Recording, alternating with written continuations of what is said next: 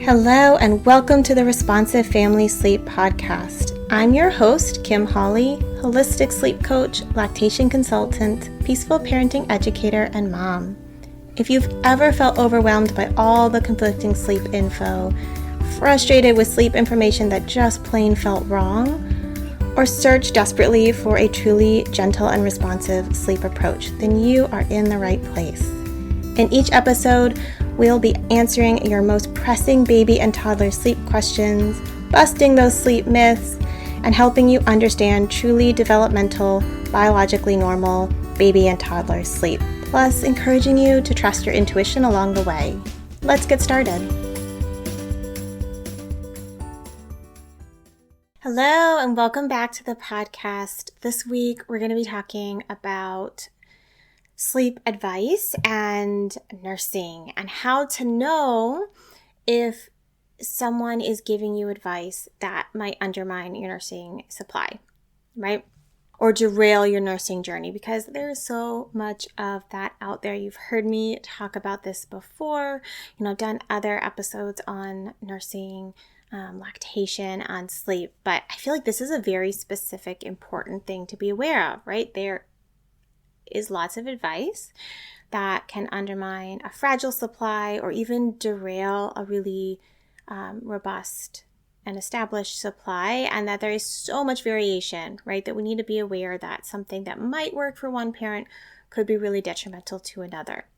And so I see this a lot with folks who have gotten really bad information, whether it's from another sleep consultant, and unfortunately that does happen, or it's just from the internet, their pediatrician, their therapist, their, whoever, social media, information that really does put unnecessary restrictions around feeding in a way that can hurt your nursing relationship, from supply dips to just making it more difficult, and just misunderstanding that relationship between feeding and sleep. So some things that should be a huge red flag for you if you see a sleep professional or just a professional in general, or anyone saying when it comes to nursing and sleep, right? These should be like, whoa, you don't know how lactation works. You're not giving me accurate and evidence-based information. So it should make you kind of either turn and run, which would be my first suggestion, or at least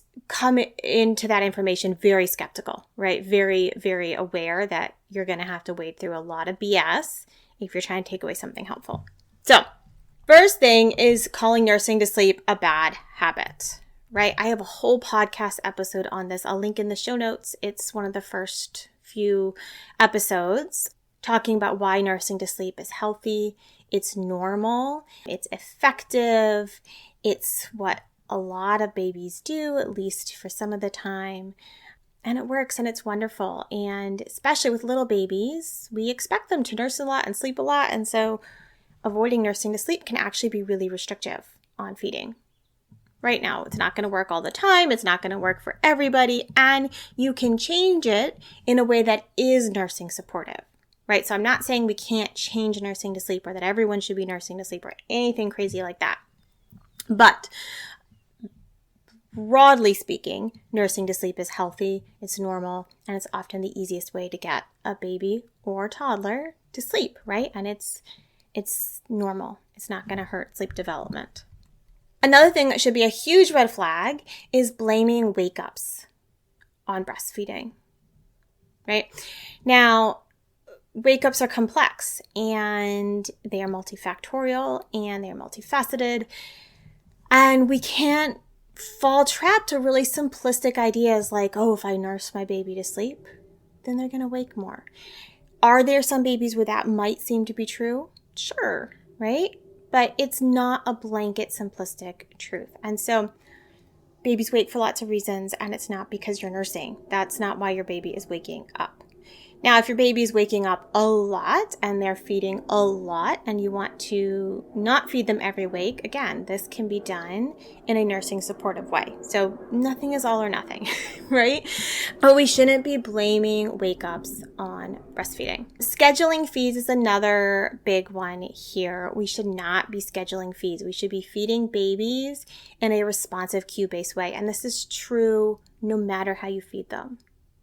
right? Whether you're nursing, whether you're bottle feeding expressed human milk, or you're formula feeding. Babies deserve to be fed in a responsive, cue-based way. That's how we help them develop a healthy relationship with their hunger cues and their fullness cues, right? And so unless there's some really specific reason that at the moment I can't think of, we should not be scheduling feeds. Some babies fall into a rhythm, right? And they do actually have pretty predictable feeds, but that is based on their own body's rhythm, not on arbitrary stuff, rules that you as the parent are, putting on them. Some parents find offering something like a dream feed before they go to bed helpful, and that's a little bit, loosely, I guess you could call that scheduled, but your baby's going to take it or they're not, right? What we don't want to do is say, I'm only going to feed my baby every 4 hours or every 3 hours at these times and ignore the cues that they want to be fed more frequently or on a different schedule, or that they're full or that they're hungry, right? So we should not be scheduling feeds. Eat, play, sleep. I put this on the list with not being particularly nursing supportive or nursing knowledgeable, because it's really stressful and really challenging to try to follow something like eat, play, sleep with a lot of babies. And again, then we're trying to avoid nursing to sleep because that's somehow bad, but it's not, right? Remember, nursing to sleep is normal. And you're not able to feed responsibly, to feed based on a baby's cue. So this goes along with scheduling feeds. It's just problematic, and if you don't want to always feed to sleep, or you actually have a baby that doesn't work well, maybe they're, have some significant reflux, they're uncomfortable, they need to be held upright after a feed. Absolutely, right? Create that space between feeding and sleep, but we don't want to do it in a really structured eat, play, sleep kind of way. And anyone that requires night weaning, as far as saying that sleep is only going to improve if you night wean, that's another big one. I see this, in the sleep world and in the pediatrics world, and so much advice from 6 months on that babies don't really need night feeds. And they do, right? Many, many babies do. But also remember that feeds are hydration, right? When's the last time that you as an adult have gone 12 hours without a feed, without a drink, or without eating something, right? A lot of people don't do that. They would never not drink water for 12 hours. So, night weaning can be appropriate if it's appropriate for your situation, right? Like, you can night wean toddlers. It sometimes influences how sleep consolidates and sometimes does not. And so that's a whole nother conversation to be had as far as does night weaning actually improve sleep? But that's a topic for another day. And sort of going hand in hand with that is anyone saying that older babies don't need night feeds, right? Specifically, is just not true, right? And babies under 12 months, that's still the main source of nutrition. And we have some good research showing that most babies do actually still feed overnight. And so it's important that we're not making that decision for them. We don't know better than they do what their body needs, right? And so we don't want to override that and ignore it. So all of these things are common advice you hear in the sleep world that all really show a lack of understanding and a lack of support for healthy nursing relationships. And a little more indirect, right? Anything that's saying that your baby should be sleeping through the night, they should be able to fall asleep independently. Those just tend to go hand in hand. You should teach self-soothing. Those are not nursing specific or feeding specific, but they are red flags that they are not understanding development or sleep from a biological standpoint very well. And so if I'm saying that, I'm probably going to be like, to your feeding advice. But I really hope that this gives you some ideas of what to look for to know that someone's information might not be very, very lactation knowledgeable. Because as a nursing parent, it should be up to you, right? Up to you how much you want to feed at night, right? And if you want to feed every wake up and that's working for you, wonderful. If you baby's waking up a lot and you're like, I don't mind feeding at night, but I can't feed, 6 times a night, it feels overwhelming, then great.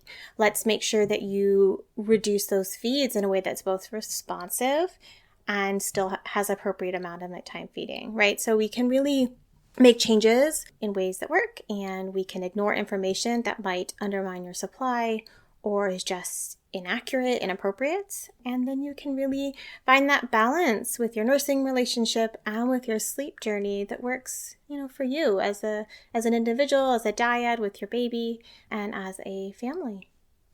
So I hope this gives you some good things to think about. Thank you for joining me today. I hope this episode left you feeling more informed, confident, and encouraged on your sleep journey. And just a reminder before you go that nothing in this episode is individualized to your specific sleep situation, nor is it to be taken as medical advice. Take what resonates, ignore what doesn't, and check with your healthcare provider about any medical concerns. Take a moment to subscribe to this podcast so that you'll never miss an episode. And take a moment to rate, review, or share an episode you love on social media. All of that helps parents just like you find me, this podcast, and this gentle and responsive sleep information. I'll see you next time.